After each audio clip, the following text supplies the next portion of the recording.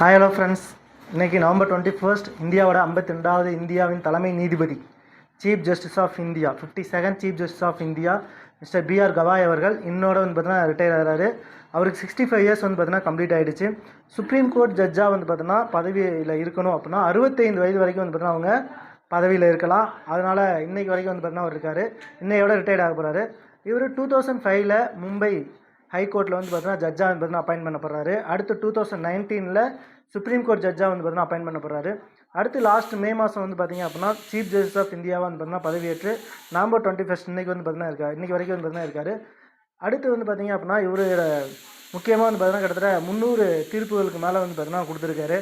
அதில் முக்கியமாக பார்த்தீங்கன்னா டிமானிட்டேஷன் பண மதிப்பிழப்பு ரிலேட்டடான ஜட்ஜ்மெண்ட்டு, அடுத்து SC STக்கான உள்ஒதுக்கீடு அந்த ஜட்ஜ்மெண்ட்லேயும் இருந்திருக்காரு. அதுக்கப்புறம் ஆர்டிகல் 370 செல்லுபடி ஆகும் அப்படிங்கிற அந்த ஜட்ஜ்மெண்ட்லேயும் பார்த்தீங்கன்னா இருக்காரு. இதையெல்லாம் தாண்டி நேற்று கொடுத்த ஒரு ஜட்ஜ்மெண்ட் குடியரசுத் தலைவர் மற்றும் ஆளுநர்கள் மாநில அரசு இயற்றி கொடுக்கக்கூடிய அந்த மசோதாக்களுக்கு ஒப்புதல் அளிக்கிறதுக்கான அந்த கால நிர்ணயம் பற்றின ஒரு ஜட்ஜ்மெண்ட்லேயும் பார்த்தீங்கன்னா நேற்று 5 பேர் அமைந்த அந்த கான்ஸ்டியூஷன் பெஞ்சிலையும் பார்த்தீங்கன்னா நம்மளோட சீஃப் ஜஸ்டிஸ் ஆஃப் இந்தியா பார்த்தீங்கன்னா பிஆர் கவாய் பார்த்தீங்கன்னா இருந்திருக்காங்க.